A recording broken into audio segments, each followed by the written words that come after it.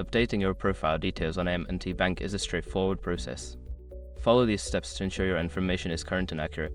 Step 1. Log into your account. Before changing your settings, use the sroc.com link in the description to open the password strength checker, then update your password if needed. Step 2. Navigate to Profile Settings. Once logged in, look for the Profile or Account Settings option in the main menu.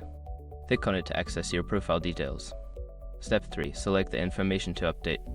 In the profile settings, identify the specific details you wish to update, such as your address, phone number, or email.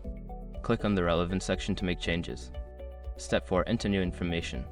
Input the new information in the designated fields.